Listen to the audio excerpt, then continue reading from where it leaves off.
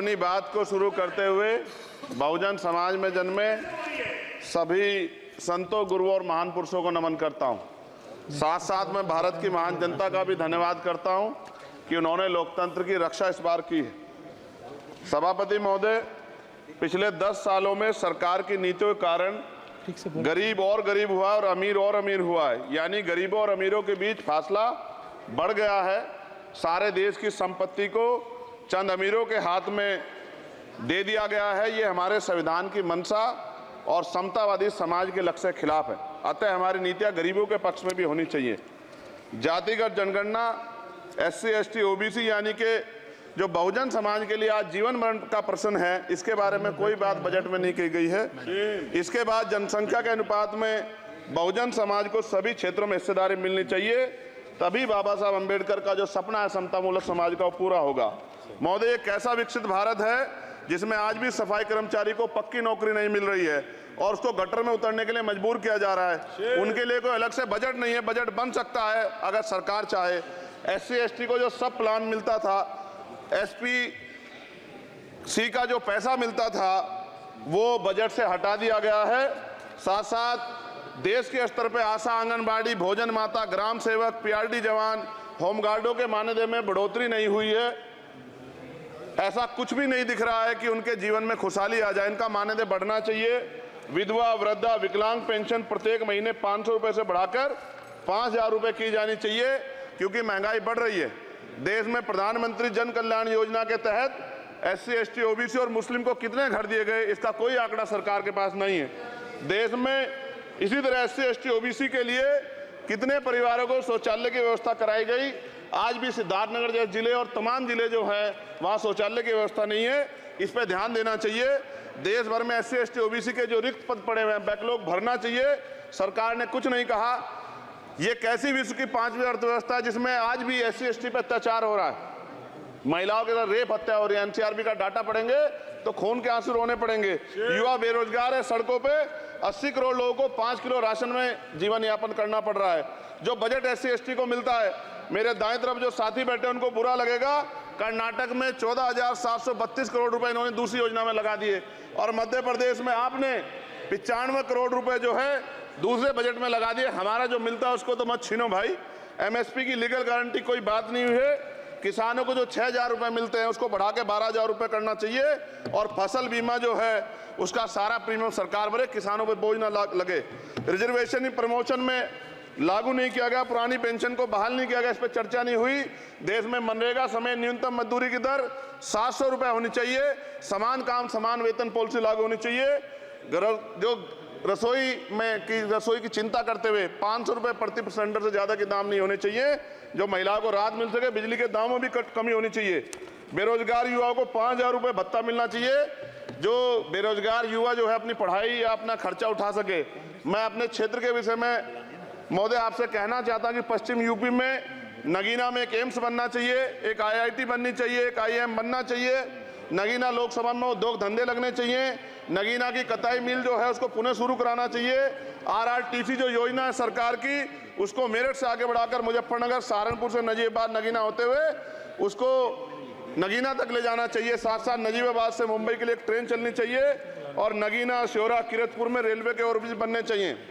सभापति महोदय, सामाजिक न्याय मंत्रालय को 13,000 करोड़ रुपए दिए गए और जनजाति कार्य मंत्रालय को 13,000 करोड़ रुपए दिए, कुल 26,000 करोड़ रुपए।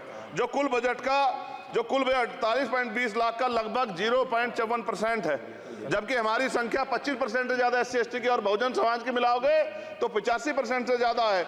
और हमारे विकास के लिए सरकार 1% बजट 1% पैसा खर्च कर रही है, जो मिलना हमें चाहिए, जबकि मिलना हमें 25% चाहिए। ये ऊंट के मुंह में जीरा के समान है, कहावत हमने बहुत दिन सुनी थी। पिछले लंबे समय से हमारे साथ धोखा हो रहा है, लेकिन अब ये नहीं चलेगा। चंद लोगों की तराजू से देश के संसाधन नहीं बटेंगे। इस देश का बहुजन समाज बर्दाश्त नहीं करेगा। संसाधन का बंटवारा संख्या के आधार पे होगा। माननीय काशीराम साहब नारा लगाए थे, ना तो वोट हमारा राज तुम्हारा चलेगा, और आज हम कह रहे हैं ना ही वोट हमारा और नोट तुम्हारा चलेगा। इस बात का भी ध्यान जो है सरकारों को देना पड़ेगा।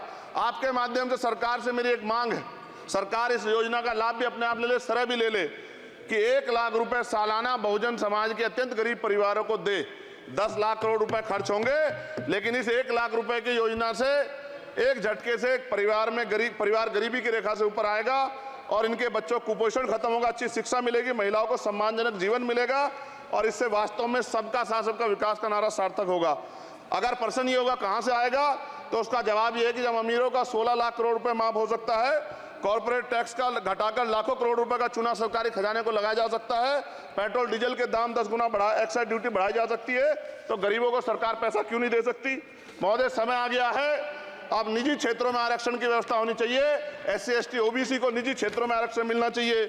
और मेरी आपसे ये भी मांग है, क्योंकि अब समय की मांग है और देश तेजी से आगे बढ़ रहा है, तो मैं कहूँगा कि सरकार का जो सबका साथ सबका विकास का नारा लगभग वो असत्य महसूस होता है, क्योंकि अल्पसंख्यकों में मुसलमानों, जैनों, सिखों, बुद्धिस्टों के लिए कुछ दिख नहीं रहा, उनकी कल्याण कोई योजना नहीं है। मदरसों को जो बजट मिलता था वो कम कर दिया गया है, आर्थिक तंगी से लोग मर रहे हैं, इंटर्नशिप की बात हुई है, परमानेंट रोजगार नहीं है। और दिल्ली में क्या हुआ बच्चों के साथ कल, उनकी सुरक्षा की जिम्मेदारी क्या है, वो आए तो बनने थे IAS IPS और बन क्या गए, लाशें बन के गए, यहाँ से कोई ध्यान नहीं दे रहा है, किसी की नजर नहीं है।